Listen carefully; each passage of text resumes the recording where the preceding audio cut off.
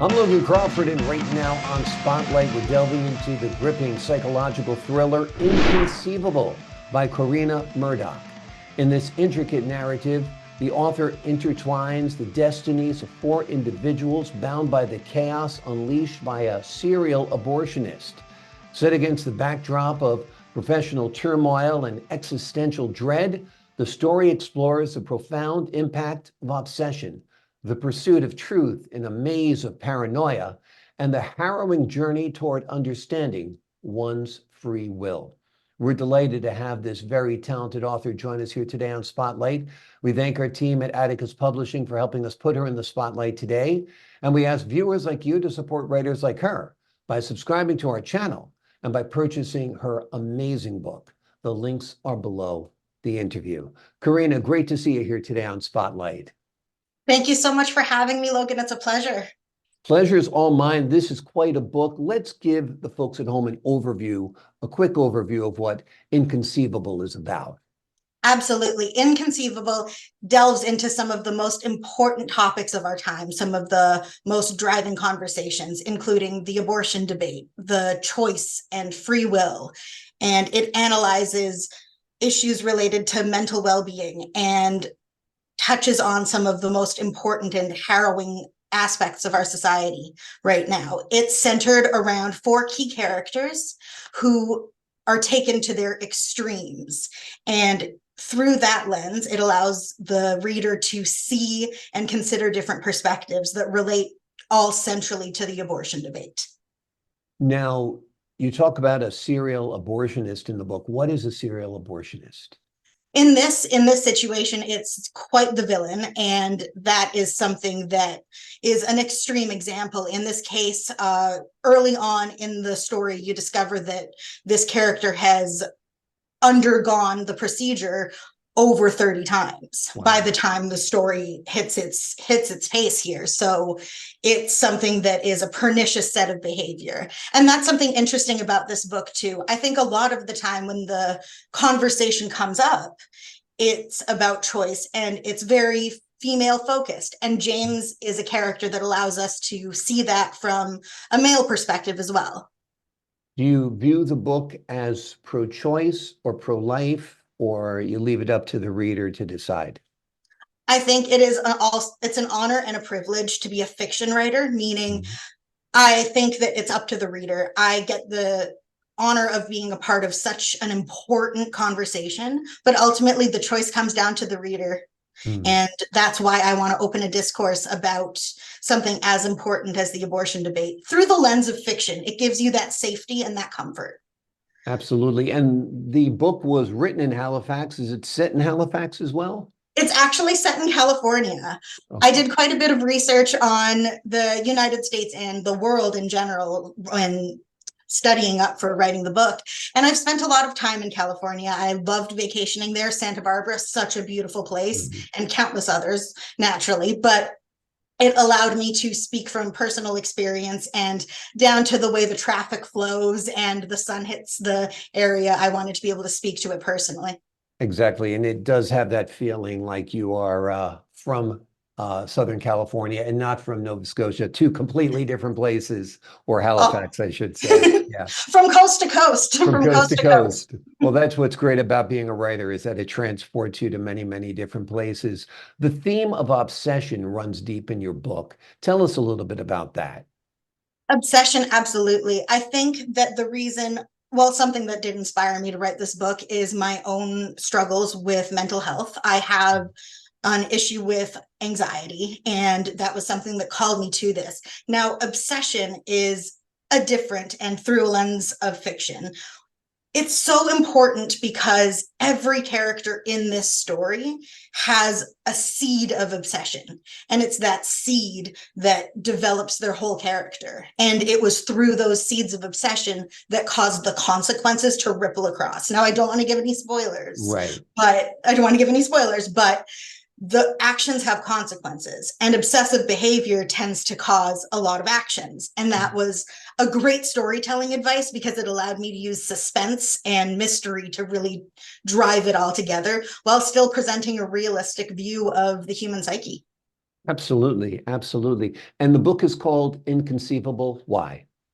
Inconceivable, I'm really glad you asked. I think it has multiple reasons. I think inconceivable, the concept of somebody perpetrating the acts that the villain Teresa does, that's an inconceivable idea. The concept of Felicity pursuing this dark path and really growing in that obsession, that's an inconceivable concept to many, but also it relates to the ability to bear children. Mm, And that is something that's a tragedy for many people, being unable to bear children, which is another important part of this conversation. absolutely, absolutely. Have you envisioned this perhaps as a TV series or movie? I have, absolutely. I believe that the viscera of the characters can really come through. And in the 230 pages, it's a gripping suspense tale. But there are characters who I was going through my notes and I called them the innocents. And they're key to the story. But the chance to evolve them through a visual narrative would be a absolute pleasure. And I think that's something we could really do with Inconceivable. Bring that. Absolutely. Absolutely. Have you written books before? You seem like you're a very literary type person. I appreciate that. Thank you. Yeah. My breakthrough novel was self-published. This novel, Inconceivable, is published in conjunction with Austin Macauley. My first was, I call myself a baby writer at that time. It's still available online, called God Complex. It pursues a lot of different themes, a lot more of a coming of age story. So Hmm. Okay, cool. So this is your second book. this is my second book. Yes. Okay, great. And do you have a third in mind? Well, I don't want to give any spoilers, but Teresa, that tricky one, is up to no good. And I do have some stories in the works right now, creating a framework for the sequel. It's important also to stay up to date on current events because this is such a relevant conversation. I'm excited to see where that opportunity takes the conversation and the story. Absolutely. And now the question of abortion is going to truly impact the presidential race here in 2024. I don't know what the situation is in Canada. I'm not aware of the climate there. But where do you think we are when it comes to the issue of abortion, balancing the rights of women, balancing the rights of the unborn, and all of that? It's a very complex issue for sure. It is. It's a complex issue that one way or another affects all of us. Mm, It's an important matter of discussion. I believe that it's so individual to each person to have their experience, and the climate in not just the United States, Canada, the whole world is so up in the air right now, which makes it so important to determine where we all stand on that and to at least open that up. Do you think it's best if government stays out of it and just lets it be a personal decision, a personal choice? I think choice is a major subject, and that's a really good question. Yeah, I believe that government has a core role in maintaining a society. I also believe that people have their own individual stories that I can't necessarily speak to all of them. right. That's why I'm so proud to be a part of a narrative that takes it to the very extreme and lets us take a look at those characters and maybe come out with a different view than we had when we went in, or perhaps reinforce our views about Exactly. whether government should be involved or whether it's a personal choice or a little mix of both.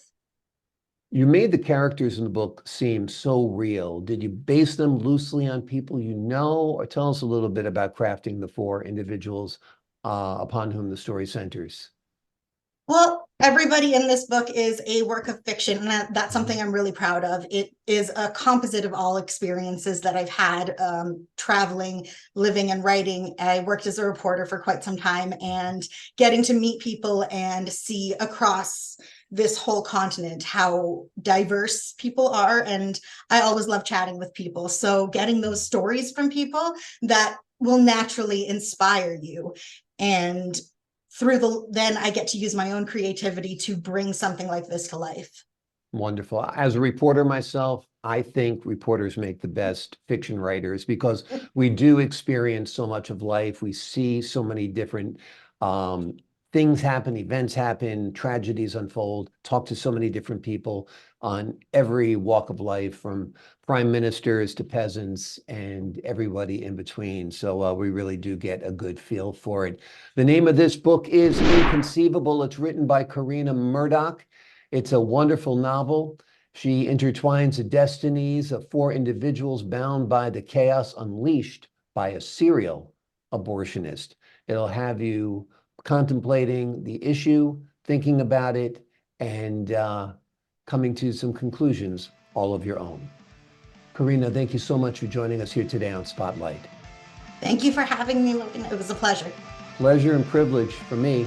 To the folks at home, I'm Logan Crawford, thanking you for your time this time. Until next time on Spotlight.